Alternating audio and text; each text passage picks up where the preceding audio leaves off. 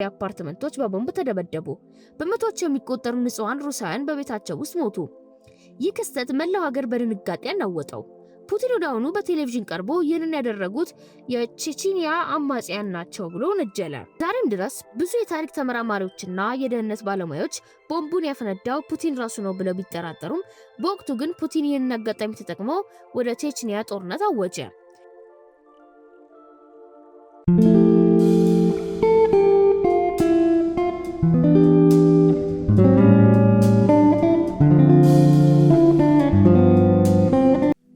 የቭላዲሚር ፑቲን ዓለም የሚፈራው ፕሬዚዳንት።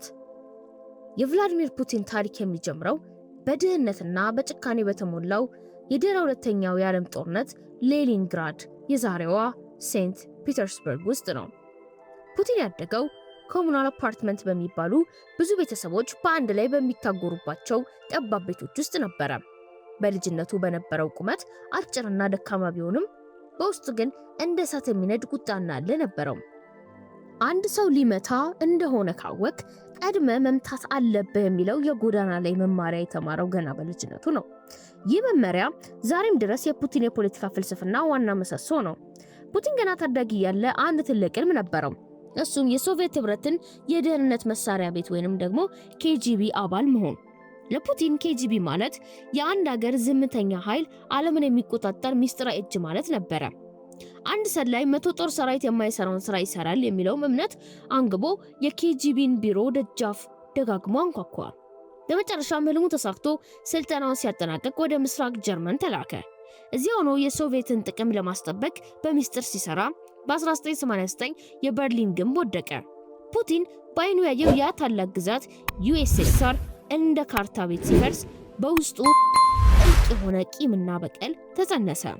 የሶቪየት ህብረት መፈራረስ ለፑቲን የ20ኛው ክፍለ ዘመን ትልቁ የጂኦፖለቲካዊ አደጋ ነበረ። ወደ ሀገሩ ሲመለስ ስራ አጥና ተራ ሰው ቢሆንም በኬጂቢ ውስጥ የተማረው ሰዎችን የማታለል የመቆጣጠርና የማስፈራራት ጥበብ ግን አብሮት ነበረ። በሴንት ፒተርስበርግ ከተማ አስተዳደር ውስጥ በዝቅተኛ ቦታ ስራ ቢጀምርም ልክ እንደ ሸረሪት ድሩን በዝምታ መሸመን ጀመረ። በከተማዋ ያለውንም ሙስና እንዲሁም ደግሞ የንግድ እንቅስቃሴ በአጭር ጊዜ ውስጥ ተቆጣጠረ። ፑቲን በወቅቱ ግራጫው ካርዲናል ተብሎ ይጠራ ነበረ። ምክንያቱም በይፋ ከፊት ባይታይም ከጀርባ ሆኖ ግን ሁሉንም ነገር የሚያንቀሳቅሰው እሱ ነበረ። ይህ የፑቲን የመጀመሪያ ምዕራፍ የሚያሳየን እሱ በድንገት ስልጣን ላይ የወጣ ሰው አለመሆኑን ነው። እሱ ለዓመታት በጥላ ውስጥ ሆኖ ሲያደባ የቆየ የጠላቶቹን ድክመት የሚያጠናና ትክክለኛውን ጊዜ የሚጠባበቅ አዳኝ ነበረ። ሩሲያ በ1980ዎቹ መጀመሪያ ላይ በግርግርና በኢኮኖሚ ውድቀቱ ስትሆን ፑቲን ግን የራሱን ኃይል መዋቅር እየገነባ ነበረ። ዝምተኛው ውሻ ተናካሽ ነው እንዲሉ ፑቲን ወደ ክሬምሊን ቤተመንግስት ለመጠጋት የመጨረሻው ዝላይ ለማድረግ እየተዘጋጀ ነበረ። በ1990ዎቹ አጋማሽ ላይ ሩሲያ በከፍተኛ ምስቅልቅል ውስጥ ነበረች። የወቅቱ ፕሬዚዳንት ቦሪስ የልሲን በጤና መታወክና በአልኮል መጠጥ ተሸንፈው ሀገሪቱን በኦሊጋርኮች እና በማፊያዎች ቁጥጥር ስር ወድቃ ነበረ። በዚህ ግርግር መሃል ነበር ቭላዲሚር ፑቲን በዝምታ ላይ ምሰሶ የመጣው። ፑቲን መጀመሪያ ላይ የፕሬዚዳንቱ ታማኝና ጉዳይ ፈጻሚ ሆኖ ቀረበ። የፕሬዚዳንቱ ቤተሰባቸውና በሙስና ክስ እንዳይወረሱ የሚጠብቃቸው ጥላ ያስፈልጋቸው ነበረ። ያ ጥላ ደግሞ ፑቲን ሆነ። ፑቲን በኬጂቢ ውስጥ የተማረውን ታማኝነትን የማሳየት ግን ደግሞ በውስጥ ሌላ ድባ የማቀድ ጥበብ በሚገባ ተጠቀመበት። በአጭር ጊዜ ውስጥም የሩሲያ የደህንነት መስሪያ ቤት ኤፍኤስቢ ኃላፊ ሆነ። ፑቲን ስልጣን ላይ ለመውጣት ግን አንድ ነገር ያስፈልገው ነበረ። እሱም ህዝባዊ ተቀባይነት። በወቅቱ ሩሳውያን ፑቲንን አያውቁትም ነበረ። እርሱ ለህዝብ ተራ ቢሮ ሰራተኛ ይመስል ነበር።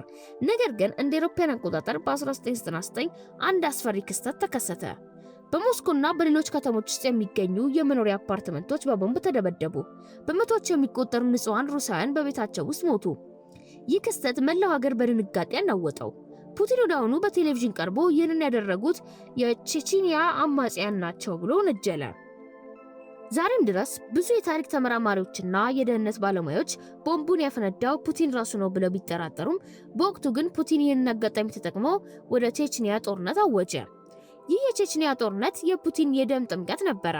ፑቲን በቴሌቪዥን ቀርቦ አማጽያኑ እስከ መጸዳጃ ቤት ድረስ አድነን እናጠፋቸዋለን የሚል ጨካኝና ቀጥተኛ ንግግር አደረገ። ሩሲያውያን ከኤልሲን ድክመት በኋላ እንዲህ ያለ ጠንካራና ቆራጥ መሪ ናፍቀው ነበር። ፑቲን በቼችኒያ ላይ የከፈተው እጅግ አውዳሚ ጦርነት እርሱን በህዝብ ዘንድ ብሔራዊ ጀግና አደረገው። በድንገት ስሙ ያልታወቀው የኬጂቢ ሰላይ የሩሲያ አንድነት ጠባቂ ተደርጎ መታየት ጀመረ። የልሲን በታህሳስ 31 ቀን በ1999 ዓ.ም በድንገት ስልጣናቸውን ለፑቲን አስረክበው ሲለቁ ፑቲን ቀድሞ ያቀደው የስልጣን መንገድ ተከፈተለት። ፑቲን ስልጣን እንደያዘ የመጀመሪያው እርምጃው ያነገሱትን ኦሊጋርኮች ክንፍ መስበር ነበር። በፖለቲካ ውስጥ ጣልቃ ካልገባችሁ ሀብታችሁን አታጡም፣ ጣልቃ ከገባችሁ ግን ትጠፋላችሁ የሚል ጥብቅ ማስጠንቀቂያ ለሁሉም ሰጠ። አልሰማ ያሉትን እንደ ሚካኤል ሆዶርኮቭስኪ ያሉ ቢሊዮነሮች በሙስና ክስ እስር ቤት ወረወራቸው። ይህ እርምጃው ለህዝቡ ለድሆች የቆመ መሪ ያስመሰለው። በእውነቱ ግን ፑቲን የሩሲያን ሀብት በራሱና በታማኝ ጓደኞቹ እጅ ውስጥ እያከማቸ ነበረ። ፑቲን ሩሲያን ከአውሮፓ ዲሞክራሲ ህልም አውጥቶ ወደ ቀድሞዋ የሶቪየት የብረት ጡጫ መመለስ ጀመረ። ነፃ ሚዲያዎች ተዘጉ፣ ተቃዋሚዎች መሰደድ ወይንም መታሰር ተጀመሩ። ይህ የፑቲን ሁለት ሌላኛው ምዕራፍ የሚያሳየን ፑቲን ስልጣን ላይ የወጣው በምርጫ ሳይሆን በሴራና በደም መሆኑን ነው። እሱ ሩሲያን ለማዳን ሳይሆን የጠፋውን የሶቪየት ግርማ በራሱ ማንነት ለመተካት ቆርጦ ተነሳ። ዝሆን ሳር ሲበላ አይጮህም እንደሚባለው ፑቲን በዝምታ ሩሲያን በብረት ሰንሰለት አሰራት። ዛሬ የምናየው የፑቲን ጥቁር ግርማ የተጀመረው በዚያ በ1999 በፈሰሰው ደምና በክሬምሊን ኮሪዶሮች ውስጥ የተሸበረው ሴራ ነው። በ2000ዎቹ አጋማሽ ላይ ፑቲን በሩሲያ ውስጥ የነበረውን ተቃውሞ በሙሉ ረግጦ አጥፍቶ ነበር።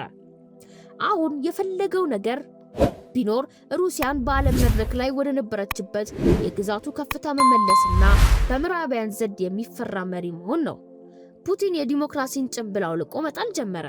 ለእርሱ ምርጫ ማለት በየ4 ዓመቱ የሚደረግ ድራማ እንጂ የህዝብ ውሳኔ አልነበረም። እንደ አውሮፓውያን አቆጣጠር በ2008 የስልጣን ዘመኑ ሲያበቃ ህገ መንግስቱን አከበርኩ ለማለት ዲሚትሪ ሜድቬዴቭን ለጊዜው ፕሬዝዳንት አድርጎ ሰየመ። እሱ ግን ከጀርባ ሆኖ ጠቅላይ ሚኒስትር በሚል ስም ሀገሪቱ መዘወሩን ቀጠለ። ይህ የስልጣን ዳንስ ፑቲን ለስልጣን ያለውን ጥማት ወሰን እንደሌለው ለዓለም ያሳየበት አጋጣሚ ነበረ። ነገር ግን የፑቲን የስልጣን ምሰሶ የተገነባው በፍርሃት ላይ ነው። እርሱም የሚቃወሙ ሰዎች መጨረሻ ወደ እስር ቤት፣ ወደ ስደት ወይም ደግሞ ወደ መቃብር ሆነ። ፑቲን ጠላቶቹን ለማስወገድ የሚጠቀምበት የምጥ ፖለቲካ እጅግ አስፈሪና የኬጂቢን አረመናዊ ስልት የሚያስታውስ ነው። በ2006 የቀደመው የሩሲያ ሰላይ አሌክሳንደር ሊትቪኔንኮ በለንደን ከተማ መሃል ፖሊኒየም 210 በተባለ የራዲዮ አክቲቭ ንጥረ ነገር ተመርዞ ሲሞት ዓለም በድንጋጤ ደነዘዘች። ይህ ግድያ ለዓለም ሁሉ የተላከ መልእክት ነበረ። የትም ብትሄዱ፣ የትም ብትደበቁ የክሬምሊን እጅ ይደርስባቸዋል የሚል። ከዚያም አና ፖሊትኮቭስኪያ የተባለችው ጋዜጠኛ በፑቲን ልደት ቀን በቤቷ መግቢያ ላይ በጥይት ተደብድባ ተገደለች። እነዚህ ሁሉ ግድያዎች የፑቲንን መንግስት የማፊያ መንግስት አስባሉት። ፑቲን በሀገር ውስጥ ያለውን ተቃውሞ ካዳከመ በኋላ አይኑን ወደ ውጭ ሀገራት አዞረ። የሶቪየት ህብረት አባል የነበሩ ሀገራት ወደ ምዕራባውያን ወደ ኔቶ መጠጋታቸውን እንደ ትልቅ ስጋትና ውርደት ቆጠረው። እንደ አውሮፓውያን አቆጣጠር በ2008 በጆርጂያ ላይ የከፈተው ጦርነት ፑቲን የቀድሞ ግዛቶችን በጉልበት መልሳለሁ ብሎ ለዓለም ያወጀበት የመጀመሪያው እርምጃ ነበር። ከዚያም በ2014 የዩክሬን አካል የነበረችው ክሬሚያን በኃይል በመቀማት ከሁለተኛው ዓለም ጦርነት በኋላ የአውሮፓውያን ካርታ በጉልበት የቀየረ የመጀመሪያው መሪ ሆነ። ፑቲን አሁን ተራ ፕሬዝዳንት አይደለም። እሱ ራሱን እንደ ታላቁ ፒተር የሚቆጥር ሩሲያን ወደ ቀድሞ ግርማዋ ለመመለስ የሚተጋ ዘመናዊ ዘር ሆኗል። የፑቲን የስልጣን ዘመን በቢሊዮኖች የሚቆጠር ዶላር ሀብት ያካበቱ ኦሊጋርኮች መፈልፈያ ሆኗል። እነዚህ ባለሀብቶች ለፑቲን ታማኝ እስከሆኑ ድረስ የሀገሪቱን ዘይትና ጋዝ እንደፈለጉ ይዘርፋሉ። ፑቲን ደግሞ የእነርሱን ሀብት ወደ ፖለቲካ መሳሪያ ይጠቀምበታል። ዛሬ ፑቲን በዓለም ላይ ካሉ እጅግ ሀብታም ሰዎች አንዱ እንደሆነ ቢገመትም ሀብት ግን በሚስጥርና በሌሎች ሰዎች ስም የተደበቀ ነው። ይህ ገንዘብና የጉልበት ጥምረት ፑቲንን በሩሲያ ውስጥ የማይነቀነቅ አድርጎታል። በ2020 ላይ ህገ መንግስቱን በማሻሻል እስከ 2036 ድረስ በስልጣን ላይ ለመቆየት መንገድ አመቻቸ። ይህም ማለት ፑቲን ከስታሊን በኋላ ሩሲያ ረጅም ጊዜ በመግዛት የሆነ የታሪክ ሰው ለመሆኑ ወስኗል። የፑቲን ሌላኛው የህይወት ምዕራፉ የሚያሳየን ፑቲን በኬጂቢ ሰላይነት ተነስቶ እንዴት ዓለምን የሚያናውጥ አምባገነን መሪ መሆን እንደቻለ ነው። የእርሱ ታሪክ የጥፋት የሴራና የደም ታሪክ ነው። እሱ ለሩሲያ ህዝብ ክብር ሳይሆን ለራሱ ስምና ለጠፋው የሶቪየት ግርማ ሞገስ የሚኖር ሰው ነው። ዛሬ በዩክሬን ላይ የከፈተው አሰቃቂ ጦርነት የዚሁ ጥቁር አነሳስ የመጨረሻውና እጅግ አደገኛው ምዕራፍ ሊሆን ይችላል። 2020ዎቹም ላይ ስንገባ ቭላዲሚር ፑቲን በክሬምሊን ግንብ ውስጥ የተሸሸገ ከሰው የተለየና በጥርጣሬ የተሞላ ብቸኛው ሰው ሆኗል።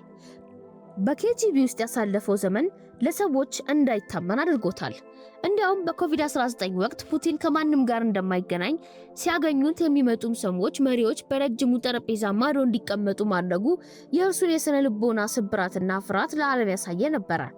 ነገር ግን ይህ ብቸኝነት በውስጡ አንድ አደገኛ ህልምን አበቀለ።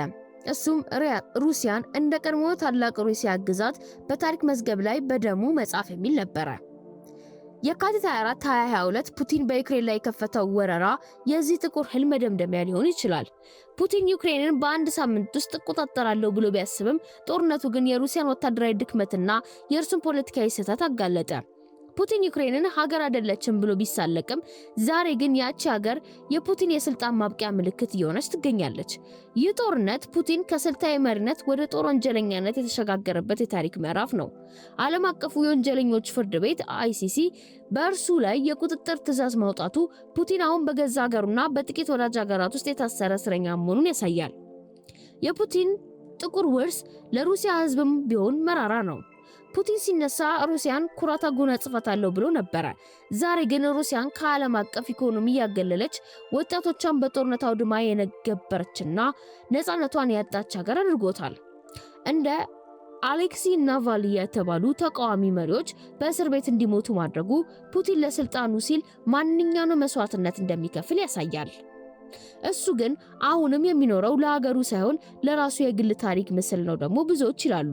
ነገር ግን ታሪክ ፑቲንን የሚያስታውሰው እንደ አንድ ታላቁ ፒተር ሳይሆን ሀገሩን ወደ ጥልቁ የከተተና ዓለምን በኒውክሌር ጦርነት ያስፈራራ የመጨረሻው አምባገነን አድርጎም ደግሞ ሊሆን ይችላል።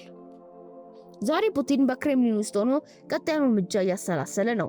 ነገር ግን ዝምተኛው ውሻ ተናካሽ ነው እንደሚባለው ሁሉ ፑቲንም የራሱን ዝምታ የገነባው ግዛትን በዝምታ እያናወጠ ይገኛል።